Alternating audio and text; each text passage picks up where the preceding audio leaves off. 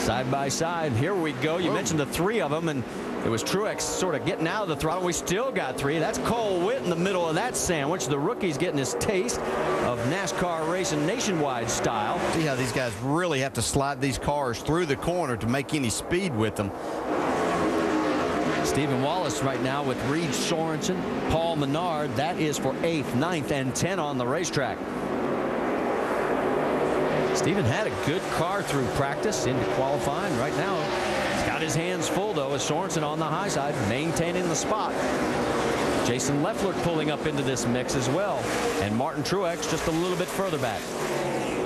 It's a great battle there, and you can see Steve Wallace has a good race car. He's doing a nice job on the inside. In fact, as we zero in on the 66 of Stephen Wallace, he is comfortably in that 9th position ahead of Paul Menard, trying to track down Reed Sorensen, who he had a little bit of contact with a little bit earlier in the race. And you can see a little damage on the right front corner of Stephen Wallace's car in that shot, and here's where it came from. Yeah, he tracked him down at this point, but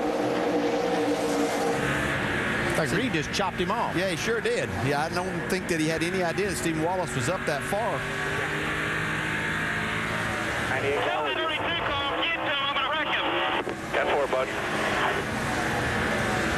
I thought these two guys were friends. Well, right now he's pretty upset, so to speak. Yeah, I think last week showed us about what friends think of each other sometimes. That's right. Things happening on the racetrack. Yeah, in fact, we had word that Reed Sorensen actually stayed in the motor coach with Stephen last night, so just so they could be here at the track early. All right, well, so much for friendship. Like they say on race day, forget about it. That's Stephen Wallace in the 66 car, running along right now. Tight off was the last condition for him. Needs a little more front grip for Stephen. Crew Chief Scott McDougall had some visitors this weekend during practice. Ray Evernham, Rusty Wallace, and General Manager Larry Carter. Goodness, that's a lot of horsepower down in the pits. So Scott said it didn't bother him at all. He liked their input. Anytime you can hear from those three guys, you can always take away something, Vince.